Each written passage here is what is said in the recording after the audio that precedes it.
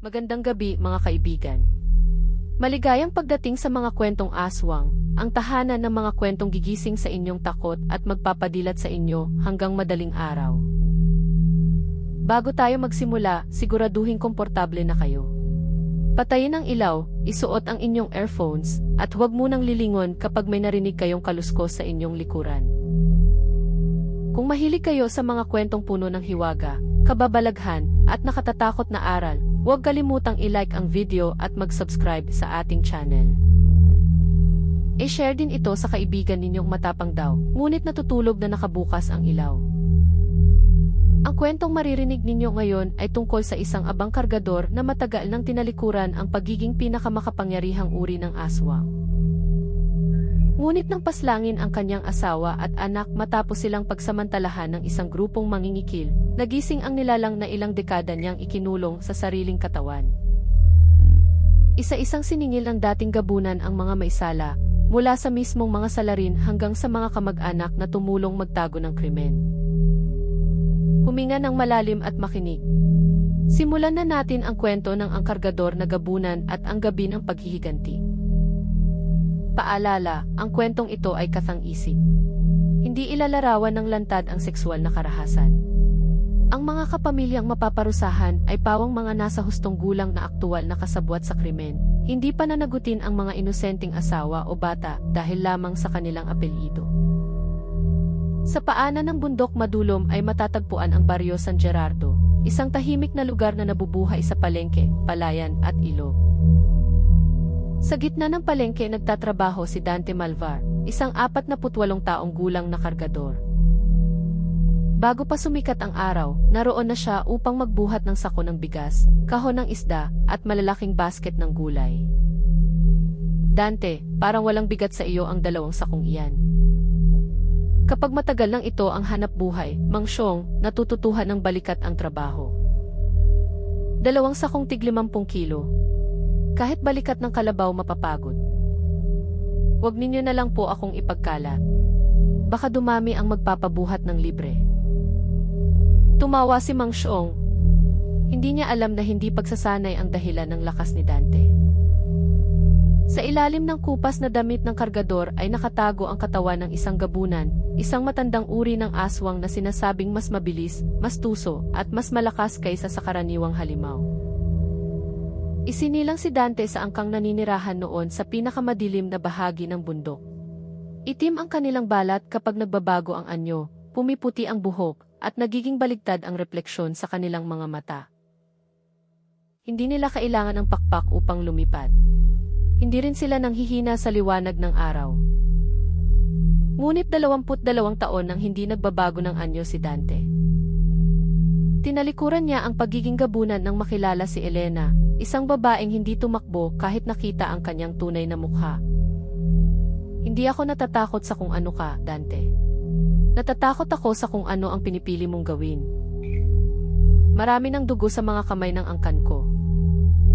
Hindi mo kasalanan ang dugong minana mo. Ang susunod mong hakbang ang magiging kasalanan o kabutihan mo. Dahil sa kanya, bumaba si Dante mula sa bundok. Kumain siya ng ordinaryong pagkain, nagtrabaho, at nangakong hindi na muling titikim ng laman o dugo ng tao. Nagkaroon sila ng isang anak na babae na pinangalan ng Amalia. 20 taong gulang na ngayon si Amalia. Tinutulungan niya ang ina sa pagtitinda ng bulaklak, prutas, at mga hinabing basket. Kilala sina Elena at Amalia bilang pinakamagandang mag-ina sa San Gerardo. Ngunit higit sa ganda, hinahangaan sila sa kabaitan. Elena, kulang ang pera ko. Bukas ko na lang babayaran ang prutas. Dalhin ninyo na po, Aling Nena. Kailangan ng apo ninyong kumain. Heto pa pong 2 saging. Huwag ninyo nang bayaran. Napakabuti ninyong mag-ina. Mapalad si Dante. Tuwing maririnig iyon ni Dante, umingiti siya. Ang pamilya niya ang katibayang maaari niyang talikuran ang halimaw na nasa kanyang dugo. Ngunit hindi lahat sa palengke ay natutuwa sa tahimik nilang buhay. Ilang buwan nang kinokontrol ng grupo ni Ramon Garing ang mga tindero at kargador.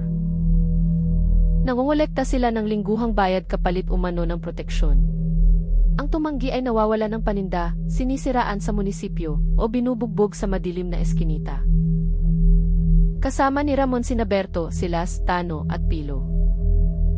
Dante, Biyernes ngayon. Nasaan ang ambag mo?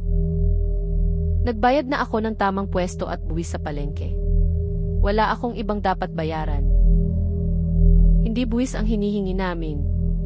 Protection. Proteksyon mula kanino? Mula sa mga taong maaaring magpabagsak ng mga sako mo at baliin ang buto mo. Kung kayo rin ang panganib, hindi proteksyon ang tawag dyan. Nagtawanan ang grupo. Akala nila ay nagpapanggap lamang na matapang ang payat at tahimik na kargador. Magaling kang sumagot. Tingnan natin kung magaling ka ring pulutin ang sahod mo. Hinablot ni Ramon ang sobre ng kita ni Dante at ibinuhos ang mga barya sa maputik na kanal. Pulutin mo. Ibalik mo ang perang pinaghirapan ko. Nakakalat na. Pulutin mo kung gusto mo. Kumuyom ang kamao ni Dante. Sa loob ng kanyang dibdib ay may kumalabog na tila malaking hayop na nagising. Baliin mo ang mga kamay nila. Pumikit si Dante at naalala ang mukha ni Elena.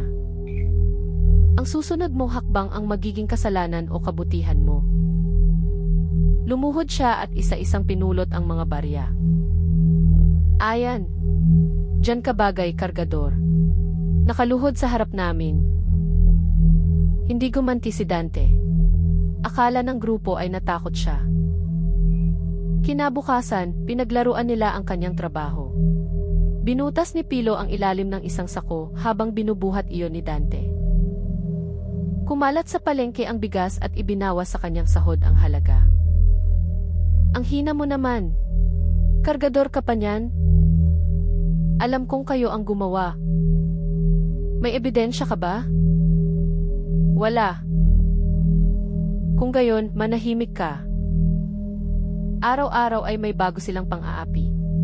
Itinatago ang karito ni Dante, sinisipa ang pagkain niya, at ipinapasa sa kanya ang pinakamabibigat na kargamento ng walang bayad.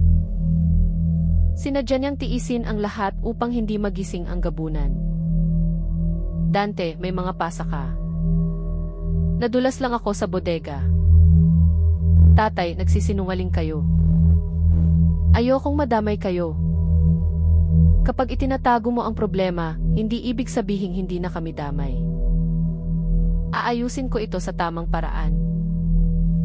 Nagsumbong si Dante sa tagapangasiwa ng palengke, ngunit pinsan ni Ramon ang opisyal na si Nestor Garing.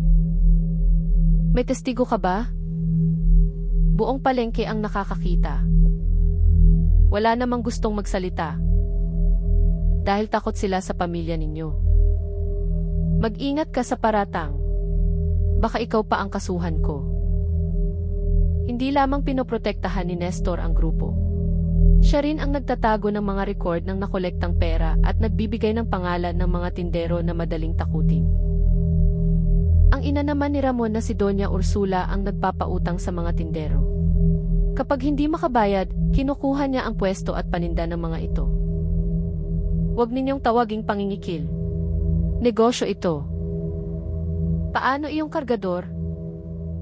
Baliin mo ang yabang, huwag ang katawan. Kapag patay, wala nang magbabayad. Ngunit hindi pera lamang ang napansin ng grupo ni Ramon. Madalas silang tumambay sa tapat ng pwesto ni na Elena at Amalia, nagtatawanan at nagbibitiw ng bastos na salita. Lumayo kayo sa pwesto namin. Bakit? Bumibili lang kami. Hindi namin kailangan ang pera ninyo. Pareho kayong matapang. Mana siguro sa kargador. Nang malaman iyon ni Dante, agad niyang sinundo ang mag-ina. Mula bukas, hindi na kayo pupunta rito nang walang kasama. Tatay, ayaw naming mabuhay na takot sa kanila. Hindi takot ang pag-iingat. Magsumbong tayo sa pulis sa kabilang bayan. Gagawin ko bukas. Ngunit kinagabihan, naunahan sila ng grupo. Pinaglaruan muna nila si Dante. Nagpadala si Ramon ng mensaheng may bumagsak umanong truck ng gulay sa kabilang dulo ng bayan at kailangan ng kargador. Nang dumating si Dante roon, walang truck. Napagtanto niyang pain lamang iyon. Elena! Amalia! Tumakbo siya pauwi ng mas mabilis kaysa karaniwang tao, ngunit pinigil niya pa rin ang tunay na bilis ng gabunan. Bukas ang pinto ng kanilang bahay. Wasak ang mga gamit at tahimik ang paligid. Elena! Natagpuan niya ang asawa at anak sa likod ng lumang bodega malapit sa ilog. Pinagsamantalahan at pinaslang sila ng grupo. Hindi na kailangang ilarawan ang karahasang ginawa, sapat nang malaman na ipinagkait sa dalawang inosenteng babae ang dignidad, kaligtasan at buhay. Lumuhod si Dante sa tabi nila. Tinakpan niya ng sariling damit ang katawan ng asawa at hinawakan ang malamig na kamay ng anak. Patawarin ninyo ako. Ipinangako kong poprotektahan ko kayo. Sa pulsuhan ni Amalia ay may mahigpit na hawak na piraso ng pulang tela mula sa damit ni Ramon. Sa lupa naman ay may sirang kamera ni Pilo at singsing na may marka ng pamilya Garing. Naroon ang ebidensya, ngunit bago dumating ang pulis ay nauna si Nestor. Walang gagalaw. Ako ang bahala sa investigasyon. Pinsan mo ang gumawa nito. Nagdadalamhati ka. Hindi mo alam ang sinasabi mo. Nasa kamay ng anak ko ang tela ni Ramon. Mabilis itong kinuha ni Nestor at ipinasok sa bulsa. Ibalik mo iyan. Wala akong kinukuha. Nakita kita. Sino ang paniniwalaan nila? Ang opisyal ng palengke o ang kargador na sinasabing may kakaibang lakas? Inapakan ni Nestor ang sirang kamera at tuluyang dinurog ang memory card. Umuwi ka. Baka kung ano pa ang magawa mo. Sa sandaling iyon, tumigil ang pag-iyak ni Dante. Tumayo siya at tumingin kay Nestor. Sa kanyang mga mata, baligtad ang refleksyon ng buong paligid. Ano nang nangyari sa mata mo? 22 taon akong namuhay bilang tao. Tinanggap ko ang gutom, pagod at kahihiyan upang hindi na muling makasakit. Ngunit kayong mga tao ang nagturo sa akin na may mga halimaw na hindi kailangang magbago ng anyo. Umihip ang napakalamig na hangin. Pumuti ang buhok ni Dante at unti-unting naging maitim ang kanyang balat. Humaba ang kanyang mga daliri. Lumalim ang boses at lumitaw ang matutulis na ngipin. Aswang. Gabunan. Tumakbo si Nestor, ngunit sa isang kisap mata ay nasa harapan na niya si Dante. Sabihin mo kay Ramon na hindi ako darating para sa kanyang pera. Darating ako para sa bawat sigaw na pinili ninyong hindi pakinggan. Hindi pinatay ni Dante si Nestor. Hinayaan niya itong makatakbo upang dalhin ang babala. Bago sumikat ang araw, inilibing ni Dante ang mag-ina sa ilalim ng punong ilang-ilang na paborito ni Elena. Dante, hayaan mong ang batas ang humabol sa kanila. Ang taong inatasang mag-ingat ng ebidensya ang unang sumira nito. Kapag gumanti ka, mawawala ka rin. Wala nang Dante na dapat iligtas. Sa unang gabi ng paghihiganti, pinuntahan ng gabunan si Pilo. Si Pilo ang nagdala ng kamera at nagtangkang gamitin ang kuha upang takutin ang mga biktima at patahimikin ang pamilya. Nagtago siya sa bahay ng tiyuhin niyang si Olan, ang lalaking nag-aayos at nagtatago ng mga phone na ginagamit ng grupo. Binura mo ba ang lahat? Dinurog ni Nestor ang memory card. May cloud backup ba? Wala. Pero parang may naririnig akong humihinga sa sirang kamera. Konsensya lang iyan. Uminom ka. Biglang bumukas ang lahat ng television at phone sa bahay. Sa bawat screen ay makikita sina Elena at Amalia na nakatalikod. Hindi ipinakita ang krimen.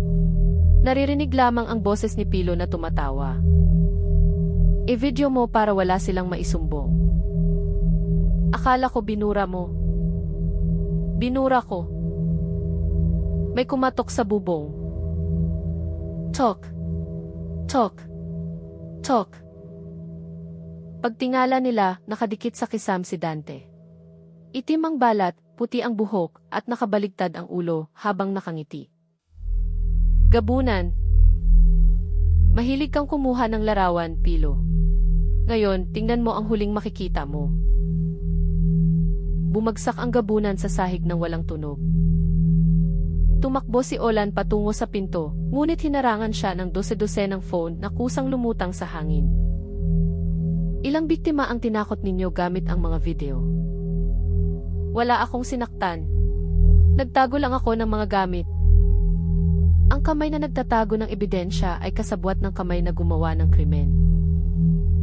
Pinilit ng mga phone na mag-play ang bawat pananakot at pangingikil na itinago ni Olan. Hindi siya pinatay ni Dante.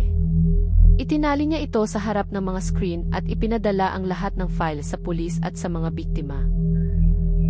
Si Pilo naman ay dinala niya sa lumang bodega. Hindi ko ipapakita ang ginawa mo sa pamilya ko. Hindi ko gagawing palabas ang kanilang kahihiyan. Ang ipapakita ko sa iyo ay ang mukha mo habang pinili mong tumawa. Sa sirang kamera ay nakita ni Pilo ang sariling mukha. Ngunit sa bawat segundo ay tumatanda ito ng 10 taon. Patawarin mo ako. Hindi sa akin dapat humingi ng tawad ang taong kumitil sa hindi na makakasagot.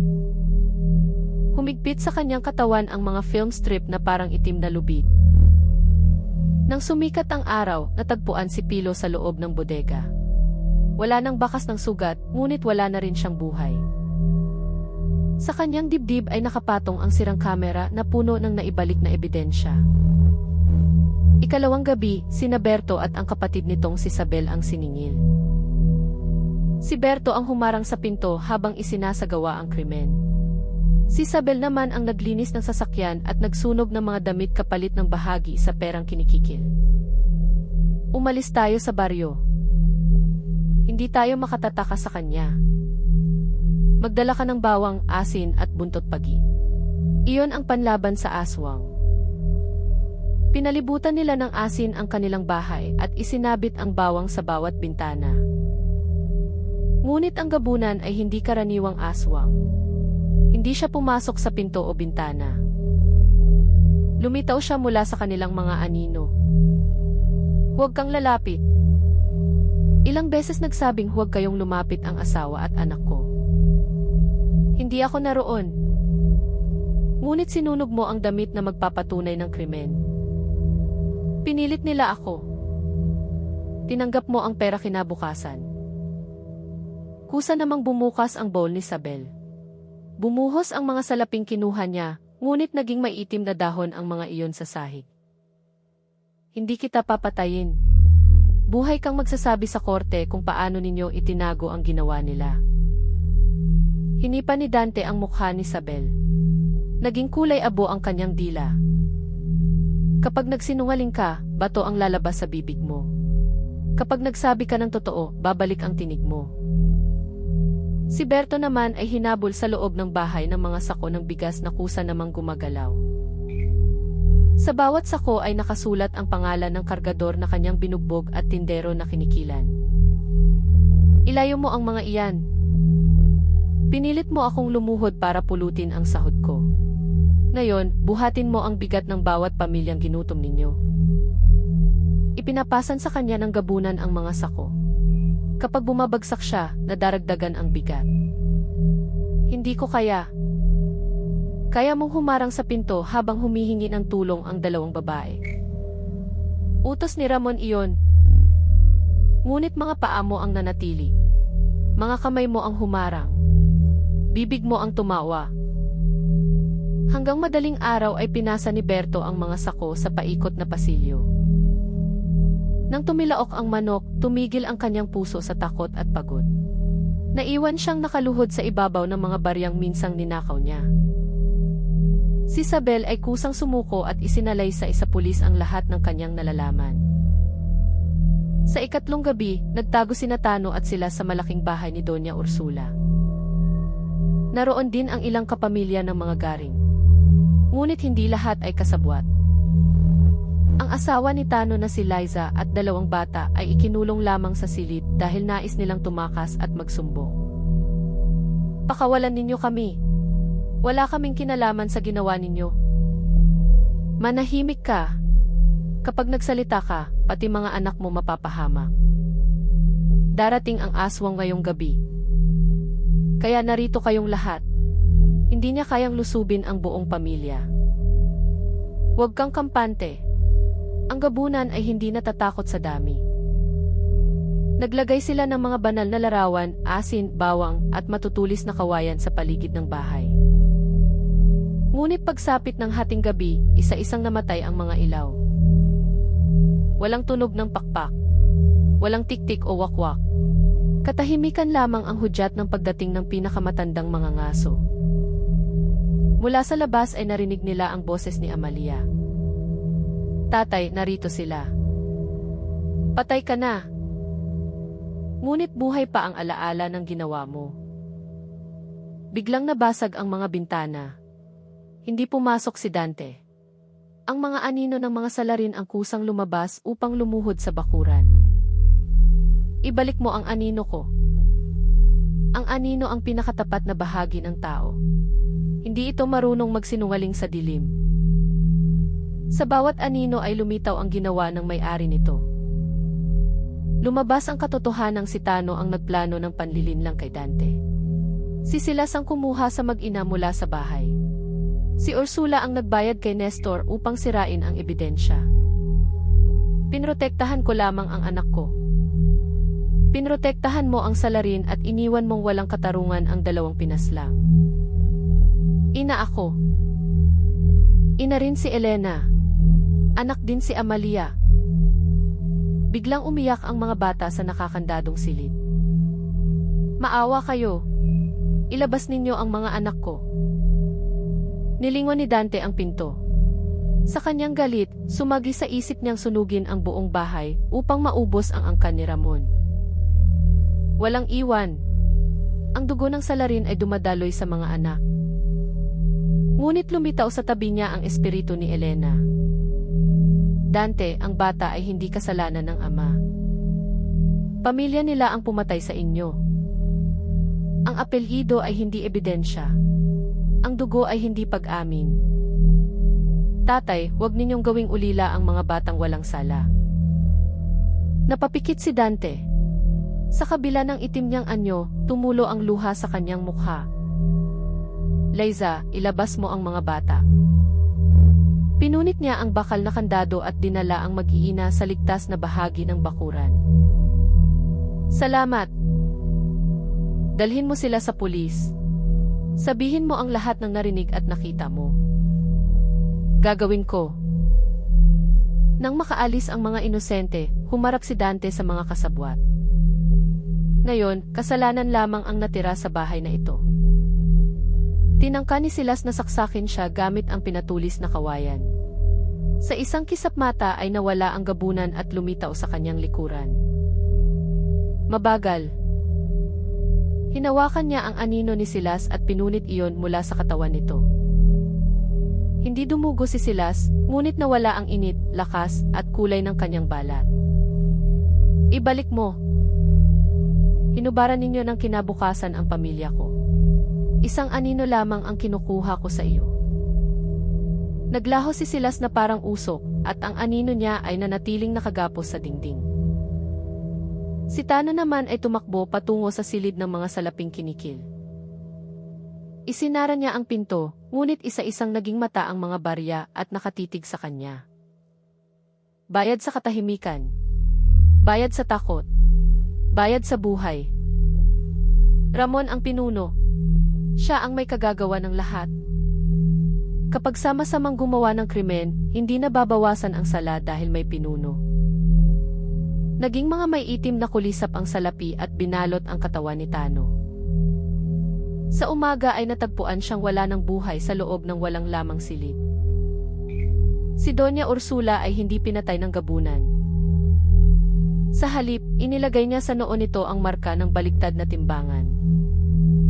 Bawat pisong kinita mo sa takot ay magiging bigat sa iyong katawan. Mula noon, hindi makatayo si Ursula kapag may itinatago siyang pera. Kinailangan niyang isauli ang mga pwesto, titulo, at panindang kinuha sa mga tindero upang makalakad muli. Kusang nagtungo ang matanda sa pulis at isinalaysay ang buong operasyon ng kanilang pamilya. Naiwan sina Ramon at Nestor. Nagtago sila sa munisipyo na papalibutan ng armadong tauhan. Kasalanan mo ito. Sinabi kong huwag ninyong patayin ang mag-ina. Ikaw ang sumira ng ebidensya. Pareho tayong lulubog. Susuko ako. Kapag lumabas ka, papatayin ka ng aswang.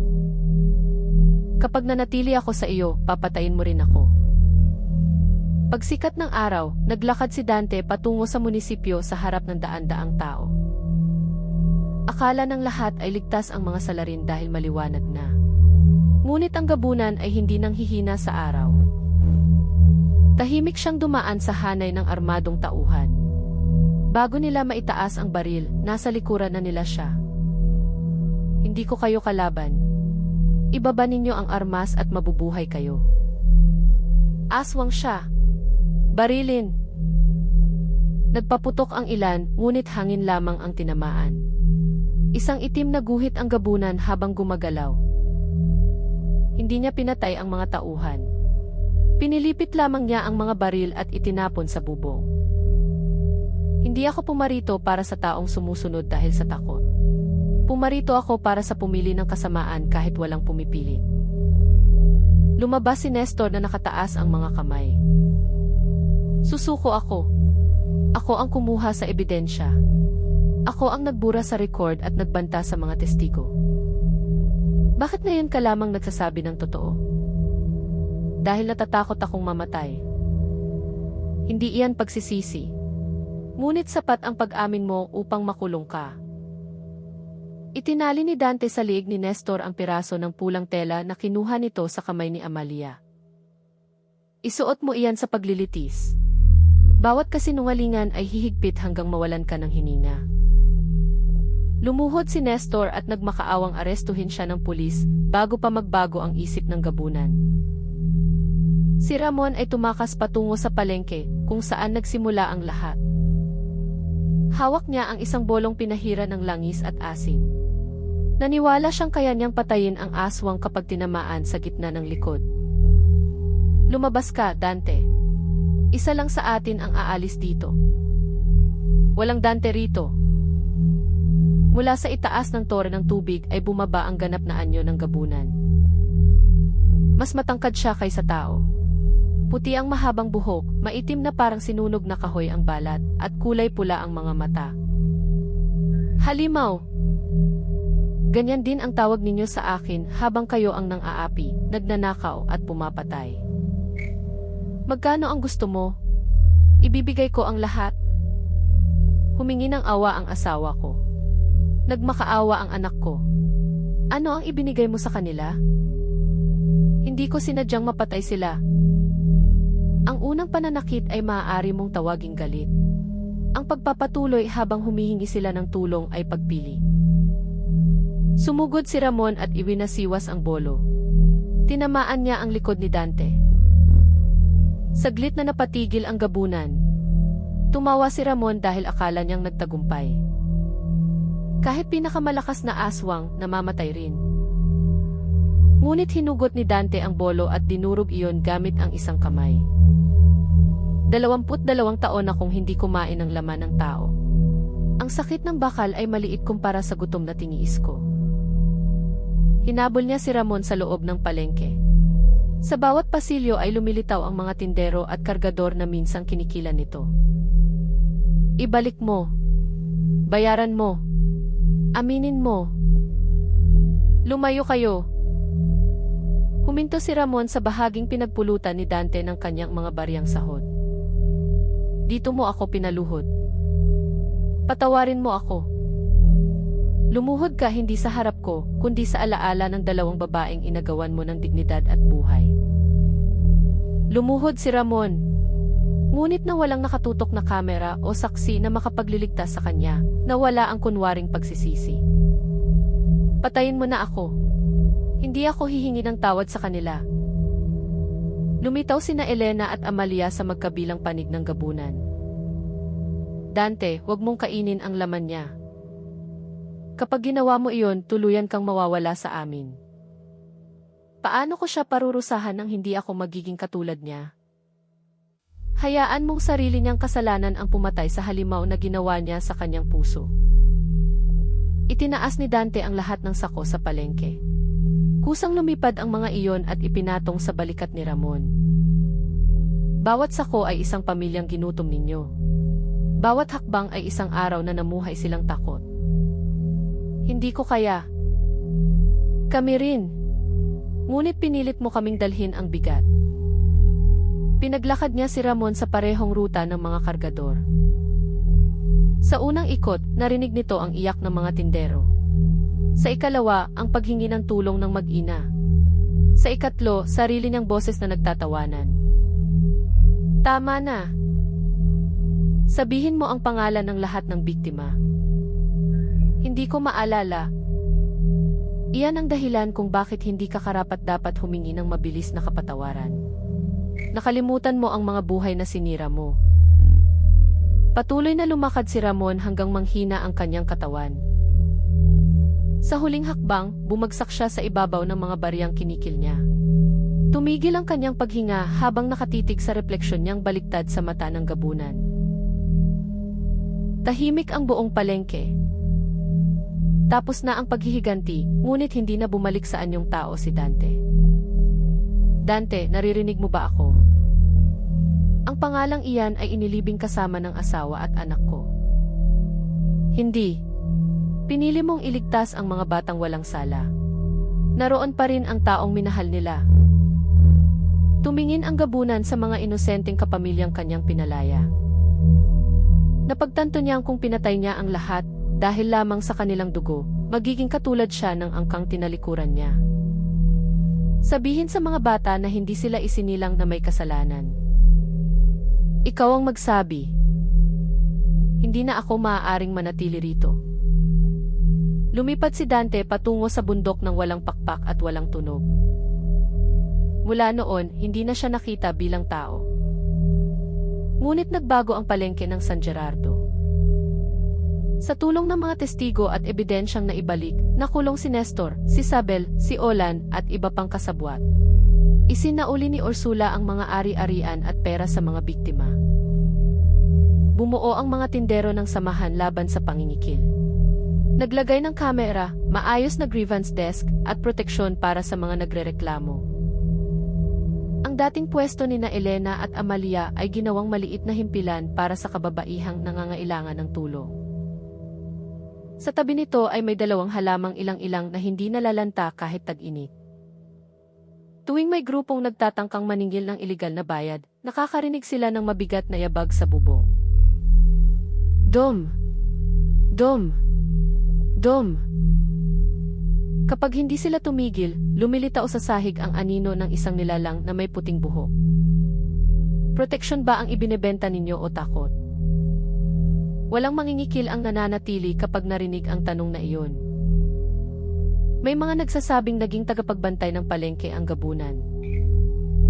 Hindi siya lumalapit sa mga bata o inosente. Ngunit hindi niya pinatatawad ang gumagamit ng lakas upang pagsamantalahan ang mahina. Isang gabi, nakita ni Mang Siong si Dante sa ilalim ng punong ilang-ilang. Kaibigan, umuwi ka na. Wala akong tahanan. Nasa alaala mo ang tahanan mo.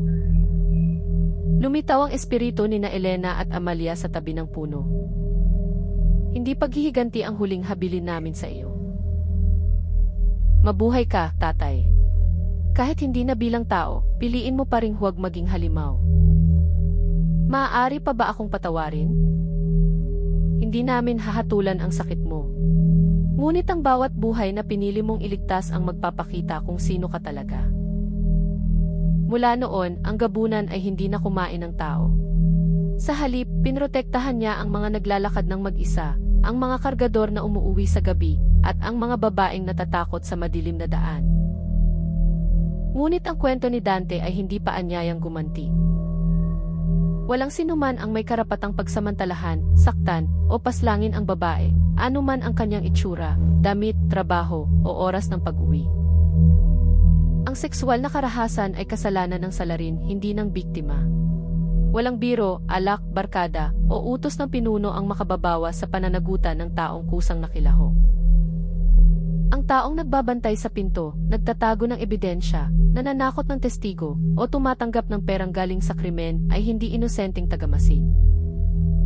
Ngunit tandaan din natin, walang batang dapat parusahan dahil sa kasalanan ng magulang. Walang asawa o kapatid na dapat saktan dahil lamang sa pareho sila ng apelyido. Ang pananagutan ay sumusunod sa ginawa, hindi sa dugo. Kung may banta, pangingikil, o pang-aabuso, magtago ng ebidensya at magsumbong sa mapagkakatiwalaang otoridad, organisasyon, o taong makatutulong. Ang pananahimik na dulot ng takot ang sandatang gustong gamitin ng mga salarin.